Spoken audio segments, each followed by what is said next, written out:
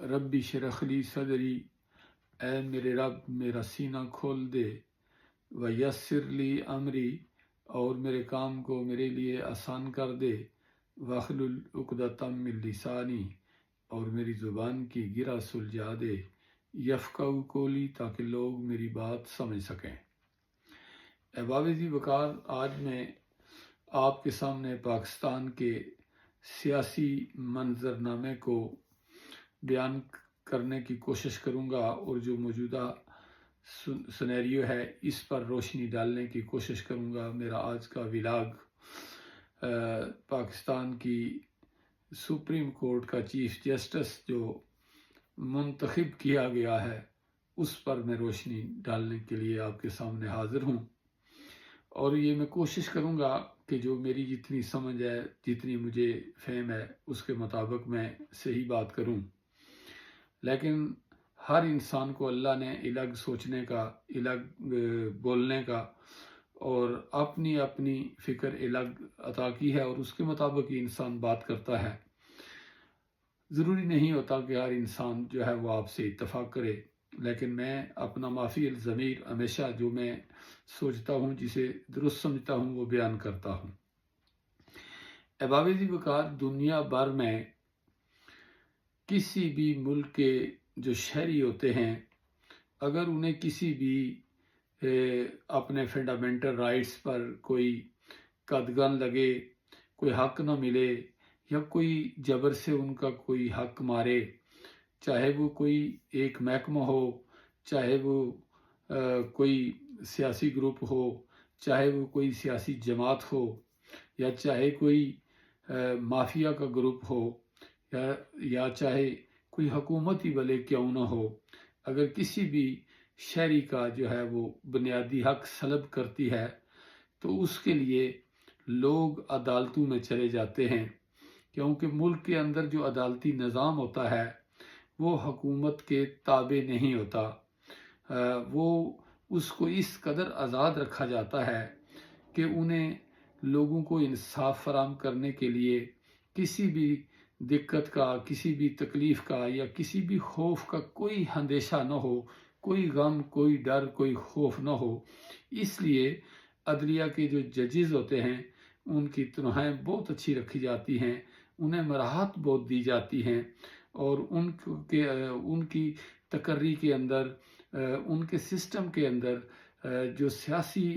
عمل دخل ہوتا ہے اس کو مکمل روکا جاتا ہے کہ سیاست کا عدلیہ سے کوئی تعلق نہ ہو، کیونکہ سیاسی لوگ جو ہیں وہ اپنے مقاصد کی خاطر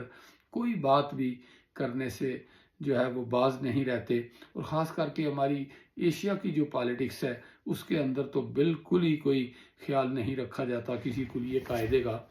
تو احباب ذی وقار، موجودہ وقت میں ایک ایسا تماشا پاکستان کے اندر برپا کیا گیا کہ پوری دنیا کے اندر ہمارا مذاق بن کے رہ گیا۔ یہ شاید ہی دنیا میں کوئی ایسا ملک ہو کہ جس ملک کے اندر عدلیہ کی جو تقرریاں ہیں یا جو تعیناتیاں ہیں، یا ملک کی جو سب سے بڑی عدالت ہے جس کو عدالت عظمیٰ کہا جاتا ہے، سپریم کورٹ، اس کے چیف جسٹس کا تقرر جو ہے وہ کرپٹ، غلیظ ترین لوگ اور نالائق ترین لوگ اس کا انتخاب کریں، اور مختلف سیاسی جماعتوں کا سکریپ اکٹھا کر کے ایک کمیٹی بنائی جائے، اور وہ کمیٹی جو ہے وہ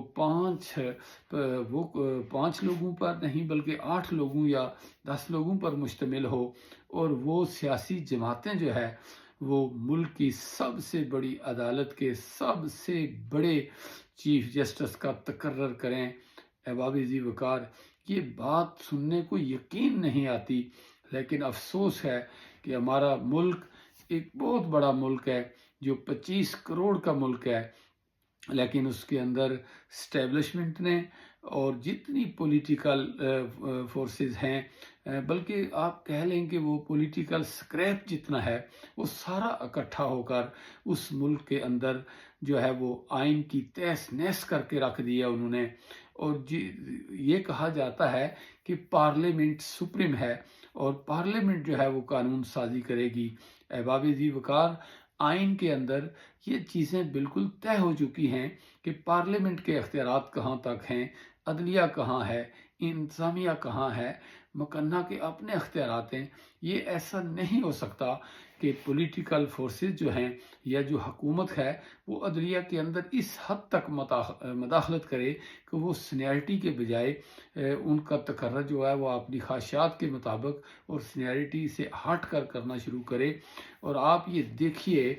کہ حکومت اور اسٹیبلشمنٹ نے کیا تماشا لگایا کہ جس پارلیمنٹ کو وہ یہ کہتے ہیں کہ یہ پارلیمنٹ ہماری جو ہے یہ بڑی خود مختار ہے اور یہ پارلیمنٹ سپریم ہے، اس پارلیمنٹ کا یہ حال ہے کہ 17 سیٹیں جیتنے والی پارٹی جو ہے وہ حکومت میں ہے اور 180 سے زائد سیٹیں جیتنے والا شخص جو ہے وہ پابند سلاسل کیا گیا ہے اور اس کی پارٹی جو ہے وہ اپوزیشن میں ہے۔ اس آدمی کی جماعت سے کوئی دنیا کا ایسا ظلم نہیں ہے جو نہیں کیا گیا، لیکن پھر بھی لوگ اس کا ساتھ نہیں چھوڑ رہے۔ وہ اس لیے نہیں چھوڑ رہے کہ احباب ذی وقار وہ پاکستان کے عوام کی خاطر جیتا ہے، وہ پاکستان کے عوام کی خاطر سب کچھ کرنا چاہتا ہے، ورنہ ایک نہتا آدمی اور وہ آدمی کہ جس نے اپنی ساری سیاست کے اندر اپنے کسی کزنز کو، اپنی کسی بہن کو، اپنے کسی بھائی کو، اپنے کسی چاچے مامے کو جو ہے وہ اس نے کوئی منصب نہیں دیا، کوئی عہدہ نہیں دیا، حکومت کے اندر آ کر کسی کو نوازا نہیں ہے، لیکن اگر اس نے کیا ہے تو وہ صرف اور صرف غریب لوگوں کے لیے کیا ہے۔ لیکن پاکستان کے مافیا کو، پاکستان کی تمام پولیٹیکل فورسز کو، جو اشرافیہ ہے بلکہ وہ جو بہت بڑا مافیا ہے، اس کو یہ بات ہضم نہیں ہو رہی کہ یہ لوگوں کے لیے کیوں کام کرتا ہے۔ احباب ذی وقار، آپ غور کیجئے کہ پاکستان کے اندر دو بڑی سیاسی جماعتیں جو ہیں انہوں نے ایک میثاق جمہوریت کے نام پر پاکستان کو لوٹنے کے لیے ایک میثاق پر سائن کیے، دستخط کیے، اور وہ میثاق پاکستان کی عوام کی خاطر نہیں تھا احباب ذی وقار، وہ ایون فیلڈ بنانے کے لیے تھا، وہ پاکستان کی خاطر نہیں تھا، وہ سوئٹزرلینڈ میں پیلس جو ہے وہ خریدنے کے لیے تھا، وہ اپنے گھر بنانے کے لیے تھا۔ احباب ذی وقار، انہوں نے عدلیہ کا جو حال کیا گزشتہ 2-3 سال میں کہ ملک کی سپریم کورٹ الیکشن کرانے کا کہتی ہے تو اسٹیبلشمنٹ اور یہ اشرافیہ جو ہے سیاسی، یہ مل کر عدلیہ کا ایک حکم تک نہیں مانتے، نہ جو ہے وہ رقم ریلیز کی جاتی ہے، نہ الیکشن کروائے جاتے ہیں، بلکہ جو بات بھی عدلیہ کرتی ہے انتظامیہ اور یہ اشرافیہ اس کے سامنے کھڑا ہو جاتا ہے اور عدلیہ کو یہ ناکام کرنے کی کوشش کرتے رہے۔ لیکن جب انہوں نے یہ دیکھا کہ اس طرح بات نہیں بنتی ہے تو پھر انہوں نے عدلیہ کو جو ہے وہ اور انصاف کو ہمیشہ کے لیے دفن کرنے کا ایک پروگرام بنا لیا، اور اس پروگرام کے اندر اسٹیبلشمنٹ نے ان کی سرپرستی کی، اور اسٹیبلشمنٹ کی سرپرستی میں تمام پولیٹیکل فورسز جو ہیں،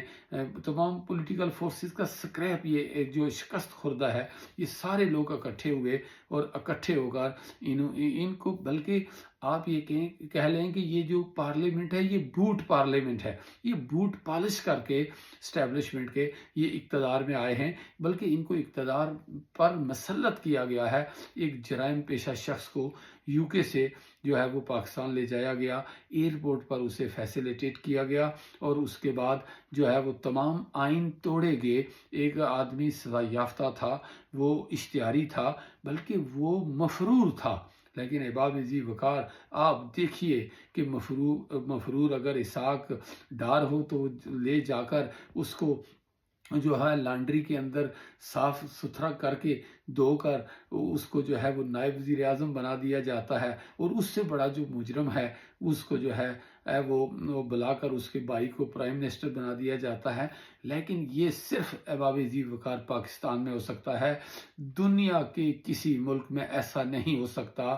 کہ اپوزیشن کی جماعتوں کی ماؤں بیٹیوں بہنوں کو آپ رات کو اٹھا لیتے ہیں، چادر چاردیواری کا تقدس پامال کیا گیا، لوگوں کے بچوں کو اٹھا لیا گیا، بوڑھوں کو، بیماروں کو، کسی کو معاف تک نہیں کیا گیا۔ بلکہ وہ عمر ایوب صاحب کا ایک کلپ میں سن رہا تھا جس میں انہوں نے کہا کہ ایک سینیٹر کا بچہ اٹھا لیا گیا اور اس کے بچے کے ناخن جو ہے وہ ویڈیو کال کر کے اس ماں کے سامنے نکالے گئے اور اس کے بال جو ہے وہ نکالتے رہے، ناخن نکالتے رہے۔ احباب ذی وقار، یہ کتنا ظلم ہے۔ اور میں سمجھتا ہوں کہ جیالے اور جو پٹواری ہیں یہ حواس باختہ ہو چکے ہیں، یہ مخبوط الحواس لوگ ہیں، انہیں اتنی عقل نہیں ہے کہ یہ جو مافیا ملک پر قابض ہے، یہ صرف دو خاندانوں کی بگڑی ہوئی جو اولادیں ہیں ان کے اقتدار کو دوام بخشنے کے لیے یہ کیا کچھ نہیں کر رہے۔ لیکن یہ جاہل لوگ یہ سوچنے سے بھی جو ہے وہ محروم ہو گئے ہیں، اور ہر بندہ اپنا کوئی سوچتا ہی نہیں ہے، یہ سوچتا ہے کہ دوسرے کے ساتھ ظلم ہو رہا ہے اور میری باری شاید نہیں آئے گی۔ لیکن ایک ایک کر کے یہ مافیا پاکستان کے فیوچر کو نگل گیا، نسل نو کو کھا گیا۔ لیکن افسوس کہ آج تک پاکستان کی عوام کو عقل نہیں آ رہی، اور وہ لوگ نہ جانے کہ کیوں عقل سے آ رہی ہیں۔ اور پڑھے لکھے لوگ، احباب ذی وقار، ایجوکیٹڈ لوگ بھی جب برائی کا دفاع کرتے نظر آتے ہیں تو بندے کا سر پیٹنے کا دل کرتا ہے کہ یہ کس میٹیریل کے بنے ہوئے لوگ ہیں، کون سی مینٹیلٹی ہے ان کی، اور ان کی رگوں کے اندر کون سا خون ہے جو کرپشن کو، جو برائی کو، جو ان کی غلیظ ترین حرکتوں کو جو ہے وہ دفاع کرتے ہیں اور پاترے باندھنے کی کوشش کرتے ہیں۔ لیکن شرمندگی کے سوا کچھ بھی نہیں ہے۔ آج کیا بتاؤں کہ تیسرے نمبر سے اٹھا کر ایک ایسے پسندیدہ شخص کو جو ہے وہ لایا گیا کہ جو ان کی تمام خواہشیں پوری کرے گا۔ احباب ذی وقار، یہ کیسے ہو سکتا ہے کہ عدلیہ کا ایک میرٹ ہے، ایک سینیرٹی لسٹ ہے، جو لوگ آ رہے ہیں اس کے مطابق آپ پہلے آدمی کو لے آئیں۔ لیکن ہمارے ملک کا نظام اسی طرح چل رہا ہے کہ کبھی جو ہے وہ 8ویں نمبر سے جو ہے وہ چیف آف آرمی اسٹاف اٹھا لیا جاتا ہے، کبھی چوتھے نمبر سے کوئی اٹھا لیا جاتا ہے، اور جس بندے کے ساتھ یہ پہلے کمٹمنٹ کرتے ہیں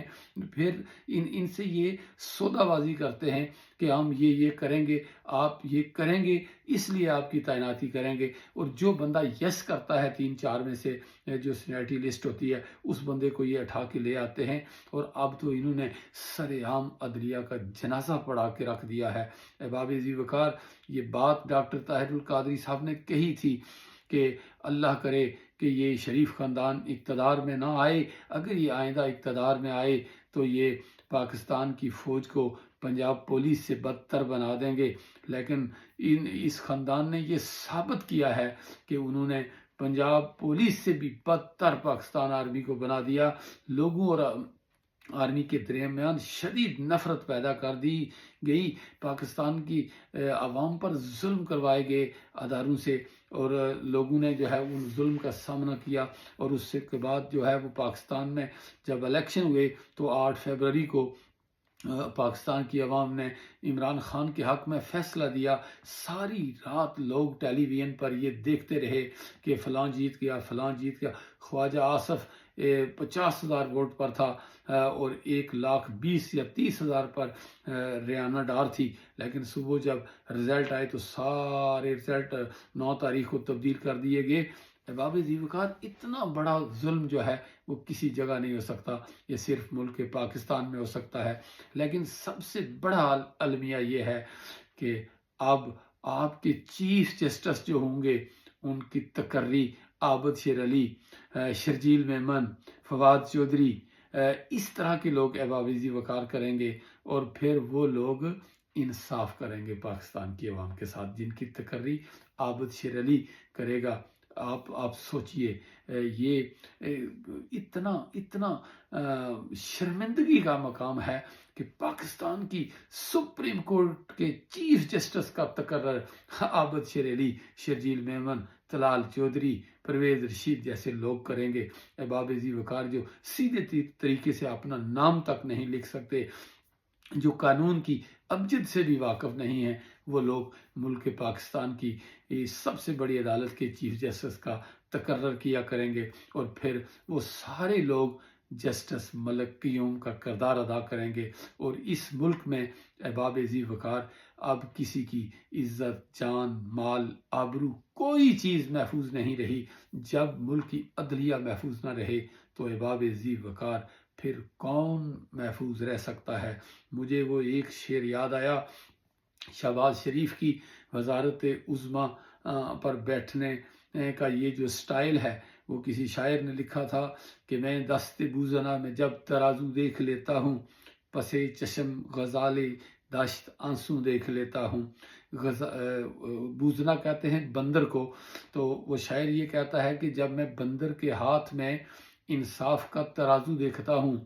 تو پھر جو غزال ہوتے ہیں، ہرن کے بچے ہوتے ہیں یا ہرن جو ہوتے ہیں، ان کی تو پھر چیخیں ہی نکل جاتی ہیں کہ اب ہمارے ساتھ کیا ہوگا۔ تو پاکستان کی عوام کے ساتھ بھی احباب ذی وقار اب ایسا ہی ہوا ہے، ان کی بھی چیخیں نکل گئی ہیں۔ تو وہ شعر ہے کہ میں دست بوزنا میں جب ترازو دیکھ لیتا ہوں، پسے چشم غزال دشت آنسو دیکھ لیتا ہوں۔ ایک نظر کی پتلی ہے میری چشم بینا میں، ہر ایک شے کو میں پہلو بے پہلو دیکھ لیتا ہوں۔ کسی صورت بھی میری نظر بندی نہیں ممکن، کوئی جنتر ہو منتر ہو کہ جادو دیکھ لیتا ہوں۔ کسی کے درد نے احساس کو بینائی بخشی ہے، میں آنکھیں موند لیتا ہوں تو ہر سو دیکھ لیتا ہوں۔ حسد ہوگا عقابوں کو میری باریک بینی پر، مقابل آفتابوں کے میں جگنو دیکھ لیتا ہوں۔ والسلام۔